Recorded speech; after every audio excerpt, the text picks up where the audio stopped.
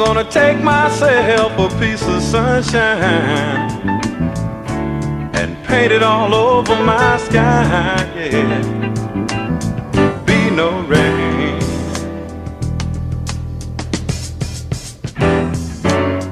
Be no rain.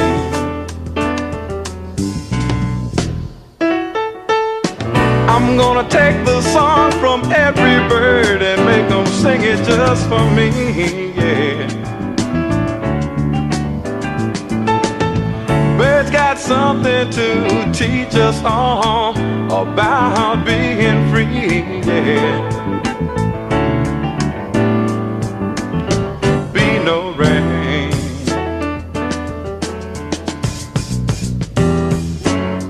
Be no rain.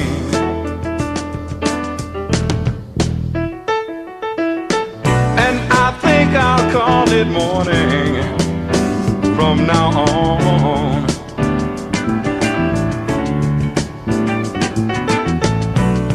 Why should I survive on sadness and tell myself I've got to be alone? Why should I subscribe to this world's madness, knowing that I've got to live on? Knowing that I've got to live on. Knowing that I've got to live on. Woohoo! Look where we are. It is Friday. Thanks for getting up early. I'm Babz Rose Ivy. This is LoveBabz Love Talk. We are up early, beautiful people. We are up early. And you know what? And this is my crazy, right? Every morning I get up and I'm like, oh, I gotta get up. When I don't have to drive to school like today, I get up this morning, I'm like, oh, it's morning. Like, no, nothing. Just like, okay, I know I gotta get up and do my show, but after that, I don't gotta race to Springfield. My glasses are broken, and it is driving me nuts. I mean, I got other glasses. I just like wearing these, and one or two things are gonna have to happen. Either I put a little crazy glue on them, or I give them up and put on my other two pair. That's what I might have to do. I might have to do that because these are not gonna make it unless I put a little glue on them. Do I look ashy this morning? I got a little moisturizer. You can't, this harsh light. This light is so harsh. Such a harsh light. You put a little bit of this, a little bit of that.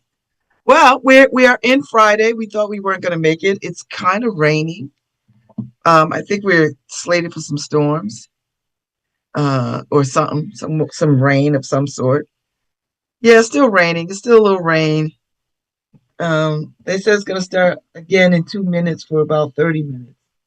I heard it this morning. I had my window up on my bed, and the cool breeze coming through and the rain. You could hear it. I don't think it's going to rain all day. I just think it's going to rain just in this early part. And then, maybe this afternoon. And then that's it. That is it. So rain Sunday, rain Monday. Tomorrow, no rain. So rain today, rain Sunday. So yesterday was the last day of contracts class. The final exam is on the 27th, a week from today, or the 27th. Not a week from today, but almost a week to the day. More than a week to the day. So and then right after that, right after my birthday, property. So I've got some work, some studying to do. I think I feel good. I was gonna be nervous, but then I was like, I'm not gonna be nervous. So yesterday was my sister Lil's 60th birthday. I sent her 60 birthday cards. And let me tell you something. It was such an adventure not getting the same cards twice. I don't know how I pulled that off. Because I'm telling you, that it was no easy feat. It wasn't hard as I thought it would be. And I started early enough so I could like buy 10 cards at a clip. Because I knew once I decided this was what I was going to do, I should have put $1 in each card, like our grandmother Taylor used to do. put a put $1 in the card. I didn't think about it till after the fact, and I was not opening 60 envelopes to put $1 in, but I should have. I should have. I didn't think about that. And then I sent her a bouquet of flowers. My sister likes a monochromatic look. So when I send her flowers, like me, I like the colors of the rain. Like you give me all kinds of colors and I love it. My sister likes a very monochromatic look. So I got a singular color and an assortment of a singular color of flowers. And that was her birthday present. You know, that was the birthday gift. And I think she was delighted by it. She said it was impressive. So, plus I like sending cards to people. I haven't sent cards in a very long time. So it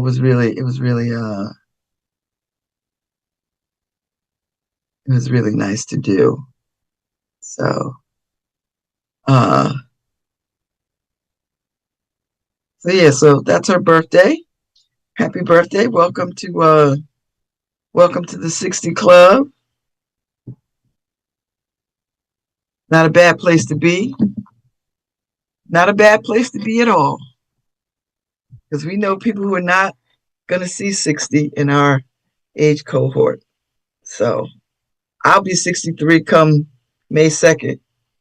I'm ready. Listen, I embrace this aging business. I don't know what life has in store for me, but I try to order my steps and listen to the will of God as best I can. That's where I'm at. So anyway, let me. I've got Reno coming on at 7:10. They didn't send me any information, Harry. So I don't have a picture of him. I just know he's coming on, the Affinity Grow people. I don't know. He was on before. Do we have something from before, Harry, I could throw up? Because I know we had him on like in the last year. I know. So if you got something, send it to me because I'm at a loss. I could just go back through your messages, your texts, and see what's there. But you know, I mm, I'm at a loss. I am at a real loss. So anyway, he's coming on to talk about, the dispensary business in Connecticut. What's happening? I'm sure there's some legislative movement or something. Something's going on. But anyway, he's going to come on and talk about that at 7:10. So it'll be a good conversation. And I know some cannabis folks. I know Kibra. I don't know if she would get up early to come talk to me, but I could ask her, "What's happening, girl? What's happening?" So we'll see what's happening. Um, yeah. So registration starts for the next year of law school. That opens at 9 o'clock. And they were like, be prepared for the system to crash. I ain't worried about it because at 9 o'clock, I'm logged in. I'm not moving. My computer's gonna stay up. I'm not moving because I want all the classes that I want. I don't want to be waitlisted. I want to get what I need. So I think I shall prevail. Um, I'm taking civil procedures again. I'm taking crim law. I'm taking oh gosh, I have a whole thing. Mindfulness and then some writing courses for the summer. And I'm taking domestic violence in the fall. Domestic violence. I knew something about that. So anyway, and speaking of domestic violence, I mean, you don't know what people will do. Uh,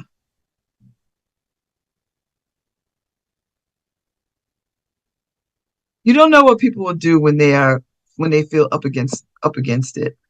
And I'm referring to the case in Virginia, the former lieutenant governor um, of Virginia, killed his wife and himself because she had filed for divorce. He had till the end of the month to get out, and he lost custody of the children because he's been drinking heavily or whatever.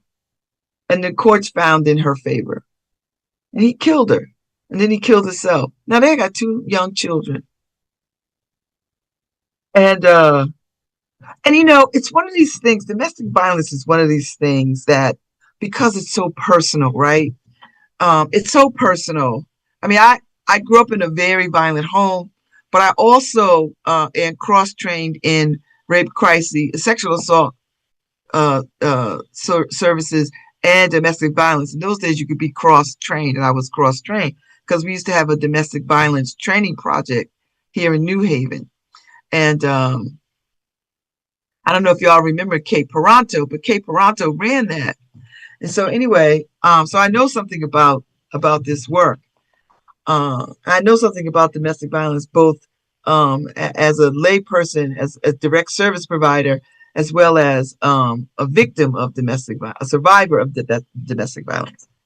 And so, what people need to understand about these kinds of cases, because people always like, oh, women should just leave. And yes, absolutely, people should just get out of these situations. But sometimes extraction and liberation takes a little bit of planning and doing, particularly if you have children or other interests tied to that person. And no one thinks that somebody's going to just kill them, even though the number one causes of women's death is men. So I want people to understand. I don't like to say crimes of passion. I hate that mess more than anything. I don't like that mess. But I understand why people say it. I get why people say it because it's such an emotional thing. Um, but I want people to get the help that they need. If you feel like if you have any sense of anything that could go wrong, or if you're in a domestic violence, and some people can't gauge whether, because they've been in the storm so long, they cannot gauge what domestic violence is. Because if you talk to people, you know, they'll say, "Oh, the argument escalated, but it's just an argument." Well, he didn't put his hands on me, or it was just a little bit of pushing and shoving, or I threw the frying pan, or he picked up the gun, or getting people to settle and understand what domestic violence is probably the hardest part. The raising of awareness, I think that's probably the hardest part, because when people are in situations, for them it doesn't feel as bad as it may look to somebody else on the outside. Do you understand where I'm going with this? This is why these kinds of crimes are hard to gauge, and it's hard to get people to get out of these situations, because for them, if they think that they could manage the violence, or they could stop the violence by virtue of being less or quiet, or whatever he wants or whatever they want, they think if they just pull all those levers, that somehow or other things will just be the way they ought to be in a loving, kind, decent, respectable relationship. But that's not the case. That's not how domestic violence works.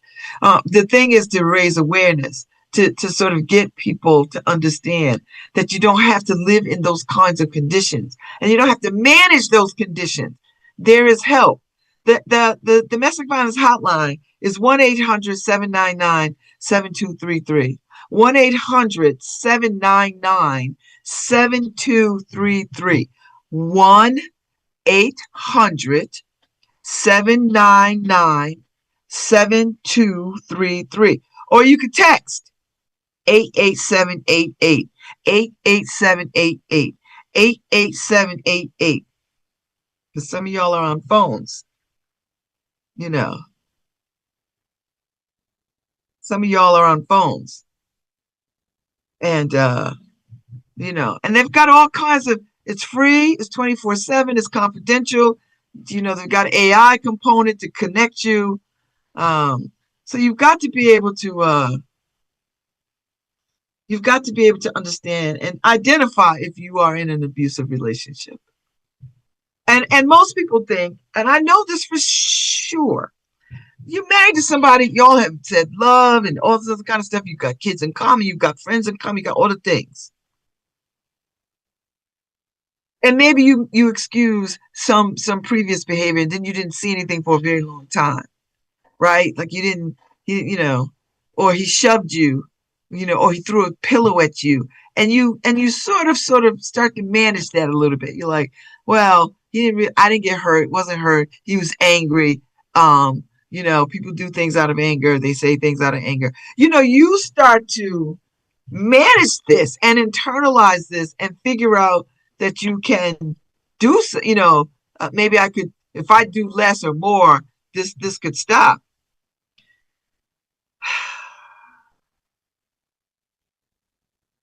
you know, Listen, if he's telling you you never do anything right, or I'm going to say if they're telling you that you never do anything right, because abuse goes both ways. Domestic violence is not just men on women. It's women on men. It's lesbian. It's gays. It's all the stuff. It's all the things. Anything that you can imagine can have domestic violence component to it. So, they're telling you that you never do anything right.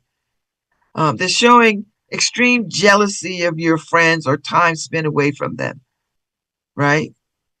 Preventing or discouraging you from spending time with others, particularly friends and family or members or peers. There's this isolation component to domestic violence.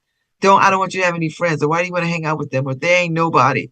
And particularly married women. Oh, you want to hang out with single women? Why you want to hang out with single women? You ain't a single woman. And then if you hang out with married friends, oh, you're gonna be over there telling our business. See, it's always gonna be something. It's always gonna be something. Insulting, demeaning, or shaming you, especially in front of other people. And I've seen this behavior in people. I've seen it. I've seen it. Preventing you from making your own decisions, including about working or attending school. Do you know how many people I've heard say, I'm in a class right now with the woman. Had her husband not died, she would not be in law school because she always wanted to go to law school. And she said he forbade it. I said, forbade? Like FORBADE? Like, what do you mean huh? She's like, yeah, he forbade it. I was like, girl. But he died. And as soon as she died and cleared out of state, guess what she had? We in law school together. Controlling finances. That's a huge one right there. Controlling finances without discussion, such as taking your money or refusing to provide money for necessary expenses. That's abuse. That's abuse. That is abuse. It's controlling. Do you understand? Pressuring you to have sex or perform sexual acts you're not comfortable with. That's another one. I'm going to talk about something else that I learned recently, too, about this rape academy. You heard about this? Rape academy? 62 million men logged on to learn how to drug and rape women on cameras and all this other kind of stuff. Men who are married. Anyway, back to domestic violence. Pressuring you to use drugs or or alcohol, intimidating you through threats, threatening looks or actions. And people think that they can manage this stuff. They're just like, oh, I think I can manage this. And so they don't talk about this because in their minds, it feels very small and inconsequential. Intimidating you with weapons like guns, knives, bats, or mace. There are people who keep guns at their house and they know that their spouse has guns. And they're afraid to say something about these guns because they're afraid that he might pull the gun on them. Destroying belongings or your home. People who like to crash out, kick walls and stuff, break dishes, throw stuff, that kind of stuff. See, all of these things, when they're happening to you in these relationships, you feel like I could probably manage this. I could manage this.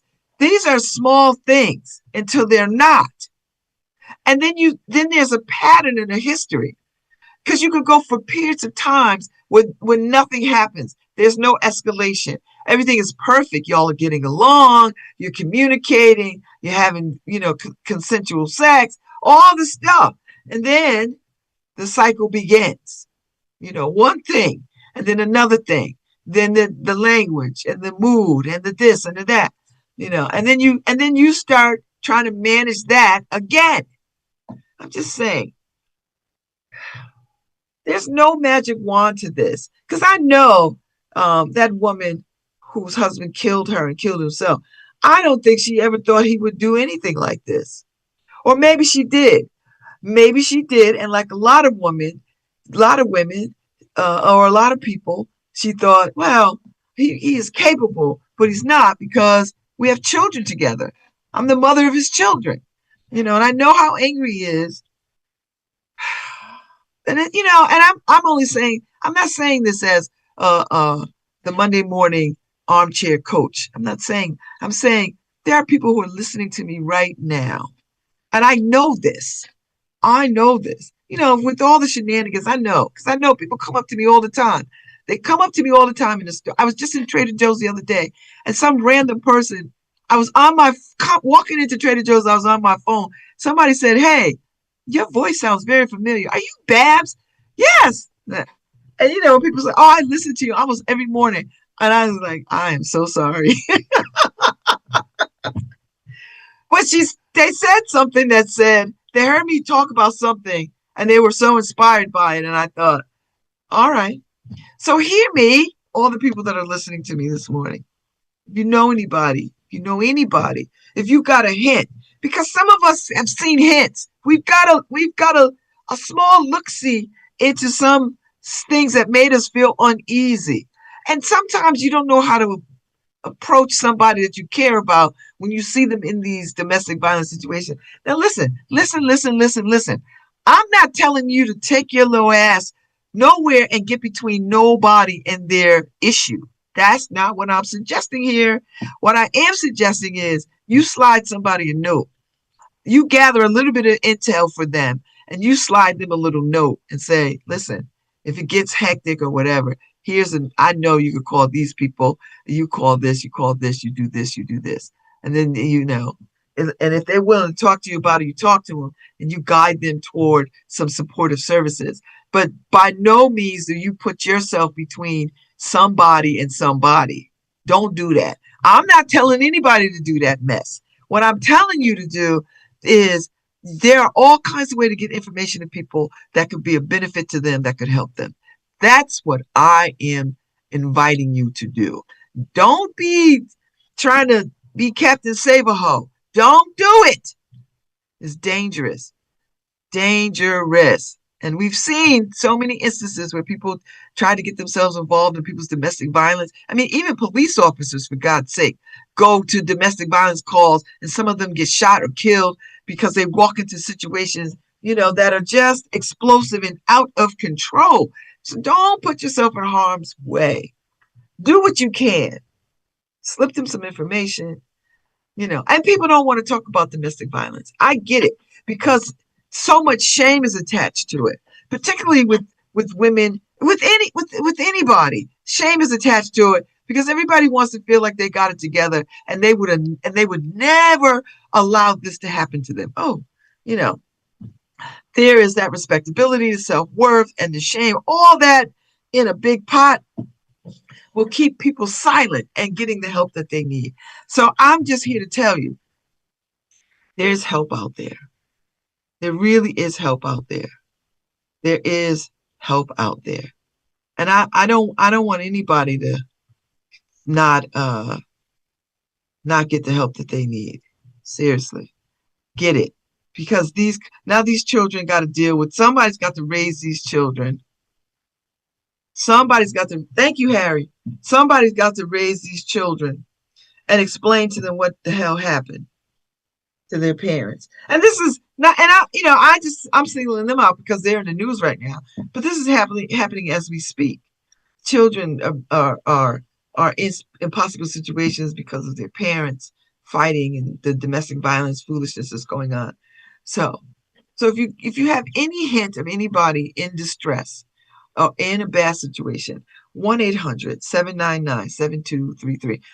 The domestic violence people didn't ask me to do this. I don't get no, our show is not supported by the domestic violence people. None of that. I'm doing this because I understand, because I grew up the way that I grew up, because I've worked in this arena on the front lines of this thing. I've been with women to the hospital who were raped, who've been battered, all the ugliness that you can imagine. I helped train police officers back in the day when we were first starting to have these conversations about what to look for and how to approach people. 1-800-799-7233, or you could just text 88788. You could do that. So, and there's a website. So if you need more information, if you need some information and you don't quite know if your situation rises to domestic violence, because if you start to have those kinds of questions, you're probably already in a domestic violence situation. But in case you're not fully aware, you can call, and they, if you go to their website, they'll locate you, to local folks. I'm on their site now. I'm gonna go find what is the local. I'm in New Haven, Connecticut. You could be in, I don't know, somewhere, Argentina, for all I know. Um, there's a bunch of places that can help you. In Meriden, Wallingford, the Chrysalis Inc. 15-bed transitioning living program for women and their children. Prudence Crandall Center is a shelter. The Umbrella Center for Domestic Violence Services, that's another shelter. And this is all local, because I live in Greater New Haven. Safe Haven of Greater Waterbury, that's a shelter. The Center for Family Justice, Trumbull, they service Bridgeport, Easton, Fairfield, Monroe, Stratford, Trumbull, in Fairfield County. So that listen, there's some place close enough that they can get to you, that they can help you. The YWCA of New Britain Sexual Assault Crisis Services. So even if you're not having a sexual assault, need some information about that, they can link you to domestic violence stuff. And oftentimes these things are intertwined. Clifford Beers Child Guidance Clinic, Project Catch. They've got stuff going on. Rape Crisis Center of Milford. The Connecticut Institute for Refugees and Immigrants in Bridgeport. Women and Family Center Sexual Assault Crisis Services in Meriden. Women and Family Center Sexual Assault Crisis Services in New Haven. And they work with Meriden, Wallingford, Cheshire, Middlesex County, and Greater New Haven. So there's resources out there for you. I don't want you to feel like you're by yourself. If anybody's listening to me, and maybe it's not you, maybe it's your cousin, maybe it's somebody, your coworker, and you notice some things that's off. You don't got to listen. I know everybody's all crazy about getting in people's business, and ain't nobody in my business, all that kind of stuff. But let me tell you something, people. Let me tell you, Babas. Let me tell you something. We need each other. There's no time in your life that you're not going to need somebody. You're going to need somebody. You're going to have to tell somebody, because one or two things is going to happen. You're going to get the help that you need, or you're going to be taken out on a stretcher, or somebody else is going to be taken out on a stretcher. So you can be preemptive. I'm not trying to be harsh or give you a judgment or nothing. I know how hard these things are, particularly when you've got children and your finances are tied up to somebody else's. You just can't move out your space. You just can't leave your home. You just can't pack up and go, But what you can do is have a plan. You can create a plan. So get with some folks that'll help you create a plan. That's what I want to say. That bothered me so bad. I heard this story and I thought, and I hear domestic violence stories all the time. So this is not news in the sense that I'm new to this. I'm not. But the fact that they're Black people, and I just think about their children, I thought, boy. And these children were home. They were home. So they heard the gunshots and called 911. So the children were home, probably scared out of their minds, you know. And when people get in there in that rage mode, there's not too much you could do. Maybe they had presence of mind to get in their rooms and just try to wait it out because, they knew their father was probably drunk and on his, thing, on some ish. I'm just saying. Just listen, you might not be able to run out your house now. You might not be able to pack up and go. It might take some time to get your finances right. What I'm suggesting is get some help, talk to somebody, and begin to make a plan to get yourself free and safe. That's really at the crux of this for me. I know it in the movies you could just run out, but in your real life there's things that need to happen. You got kids in school and you got a job and all the things, and it's just not, sometimes it's just not feasible to just run for your life in the immediate moment, but you can make a plan to run for your life. You absolutely can make a plan. And so that's really what I wanted to say about that today, because that bothered me so much. And it's not even, I don't even know if this is domestic violence month. When you raise some awareness, we're just gonna raise some awareness anyway. We're gonna raise some awareness anyway, and that's what we're gonna do. So uh so yeah. So if you know anybody, or if you got an inkling of somebody, or if it's you, yeah, Harry, it is sad. Make a plan. Make a plan to run for your life. Got to do it. Because sometimes you can't, you just can't pack up and go. You just can't, I mean, you could run, but then you got to go back because you got to take care of stuff. Stuff got to be handled. What are you going to do with your children if you have children, school situations, work situations, all the things. I mean, listen, I grew up in a very violent house and we went to school. There was no social worker came by the house to talk to us. My father would get in a rage on the weekends and we always knew because he was if he showed up on a Friday, we were going to just, by Sunday, he was going to be a pain in the ass. And he was. Or he would be gone all weekend and he would come back Sunday night, be drunk, and he would start that foolishness. Yes, Domestic Violence Awareness Month is in October. That's absolutely right. Thank you, thank you, thank you, Lo. Um, and so we've spent a lot of nights running out of our house. And for us, we had neighbors who looked out, but we had an aunt who lived, on the other across the way in our development. So we would always run to her house, and then we'd stay there overnight, and then we'd go home in the morning, get dressed, and go to school. That's what the hell we did. There was nobody came and talked to us. No one sat us down.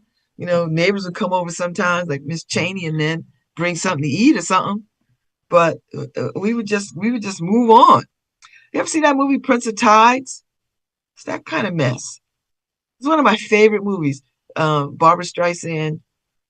Is it Chris Christopherson or Nick Nolte? I think it's Nick Nolte in this movie. Beautiful movie.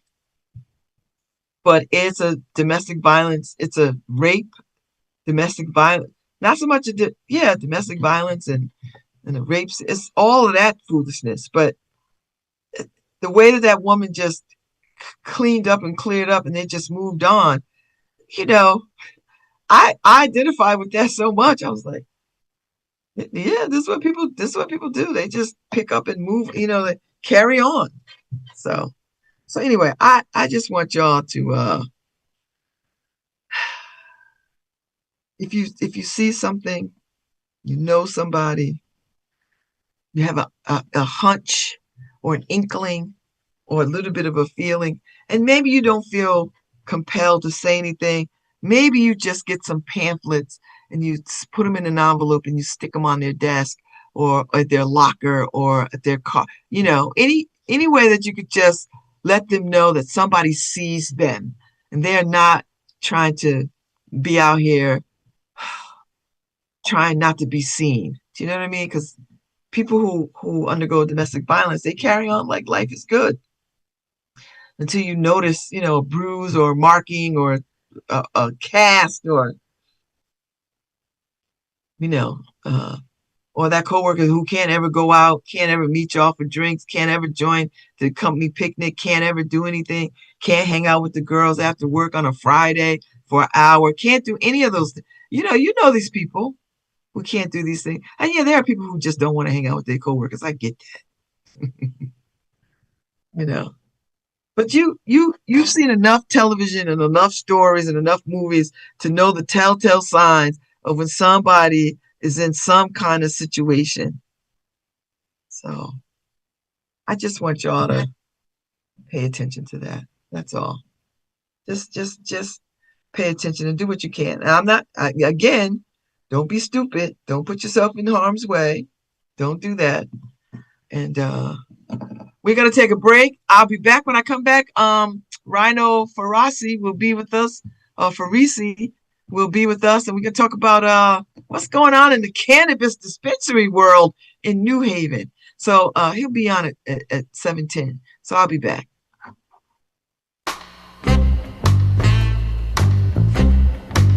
Hi, this is Babz Rawls-Ivy from New Haven, Connecticut, and you're listening to WNHHLP 103.5 FM, streaming live at newhavenindependent.org.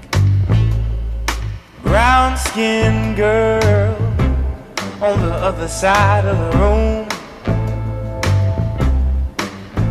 Brown-skinned girl staring with her brown eyes. Ooh, baby, don't you know you're a cutie pie? Princess little honey with a polka dot dress on. Ruby lip lady whose name I don't know. Let me tell you, darling,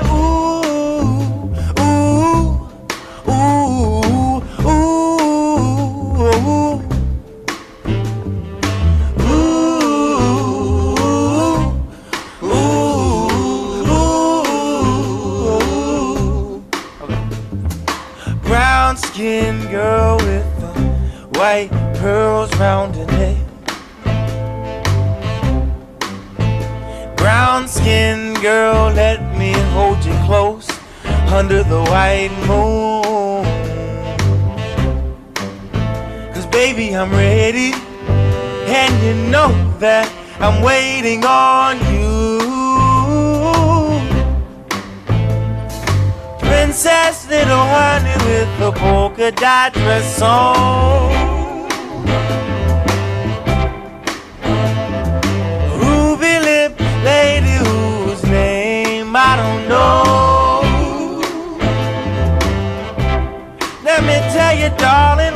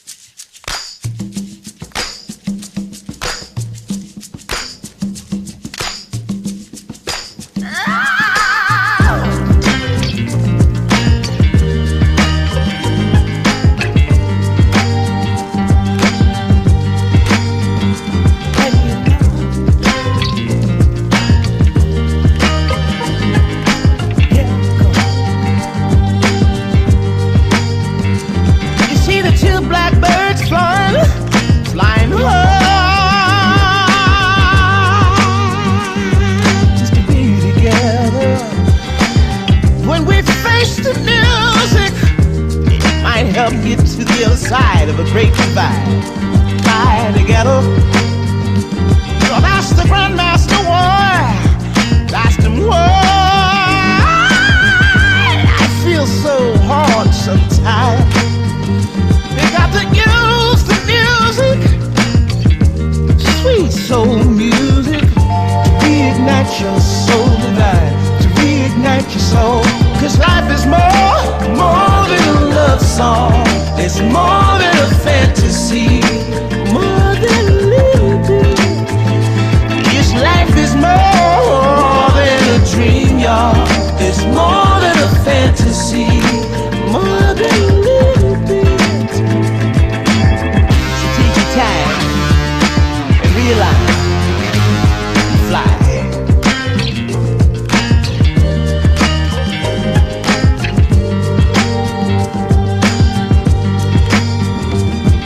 Two blues birds sing that song.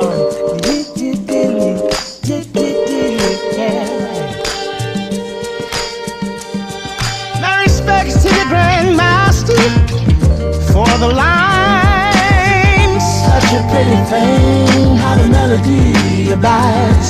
But life is more than a love song. It's more than a fantasy, more than a little bit. This life is more than a dream, y'all.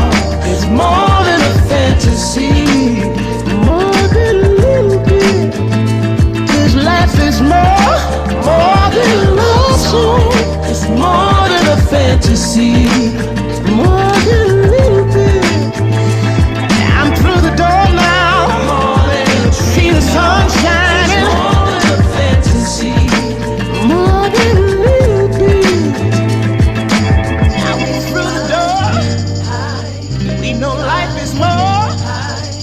More than pretty things or singing melodies. Oh, life is more, way more, yeah, way more.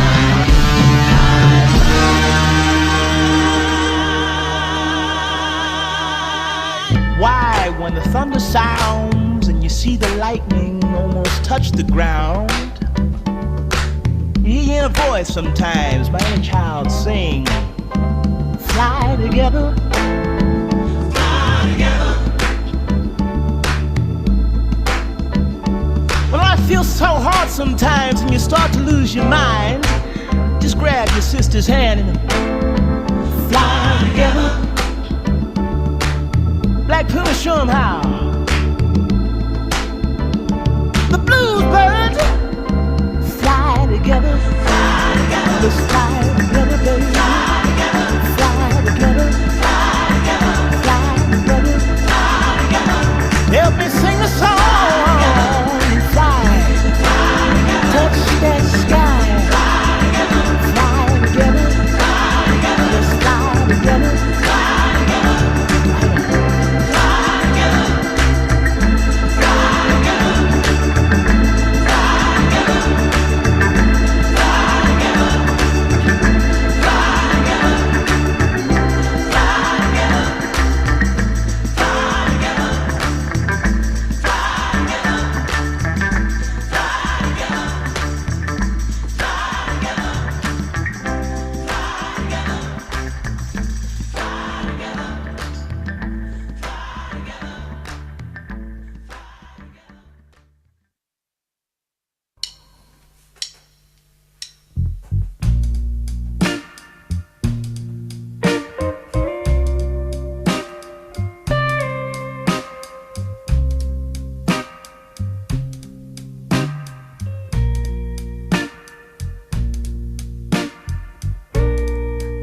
been in love, honey, you know it's true. Once since that day I first laid my eyes on you. Love is a crazy game, baby. It's how I feel. Can make you all so high that it takes so long to heal. So please, won't you stay with me?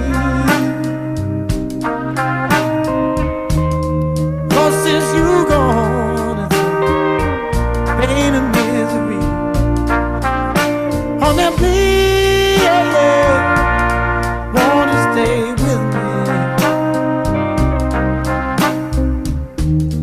'Cause since you gone, it's pain and misery.